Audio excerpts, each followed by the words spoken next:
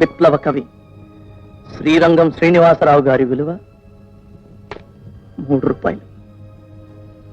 శ్రీశ్రీ నాకు దైవమే, కానీ ఆ దైవాన్ని కూడా కదిలించే దయ్యం ఆకలి. The omnipresent and the omnipotent. ఆకలేసి కేకలేశానన్నాడు శ్రీశ్రీ. నమ్ముకున్నదే అమ్ముకున్నాడు ఈ అభినవ శ్రీశ్రీ. మానాభిమానాల్ని కూడా అమ్ముకోమంటుంది ఆకలి.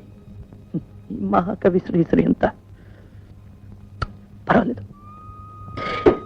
కానీ నాకు ఒకటే బాధ, ఇవన్నీ సాయంత్రానికి ఇండియా గేట్ దగ్గరికి పోతాయి మిఠాయి పొట్లం కట్టడానికి.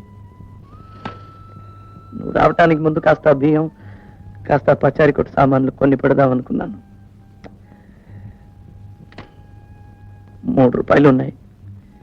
ఇవి కూడా ఖర్చు అయిపోతే ఆదుకోవడానికి శ్రీశ్రీ కూడా లేడు.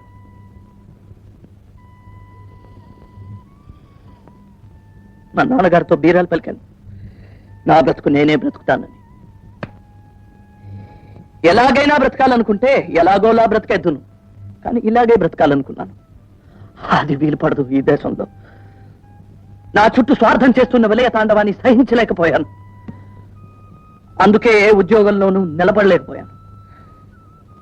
కానీ ఎన్ని రోజులు నా ఉండగలను చెప్పు? ఆదర్శాలు అన్నం పెట్టవు. ఆకలి ఊదే నాదస్వరానికి ఆటక తప్పదు మనిషి. ఆకలి నన్ను బలహీనపరుస్తుంది, కానీ అది నన్ను బలి తీసుకోగలదా? అది చూస్తాను. నేనే నాశనం అయినా సరే నా ఆశయాల్ని నాశనం చేసుకోను. కానీ నిన్ను మాత్రం ఈ యజ్ఞంలో సమిధని కానివ్వను. నీకు ఒక పూట భోజనం ఇవ్వగలననే నమ్మకం శ్రీశ్రీ గారి పుస్తకాలతో పోయింది. నీ బ్రతికేదో నువ్వు బ్రతుకు, సుఖంగా బ్రతుకు.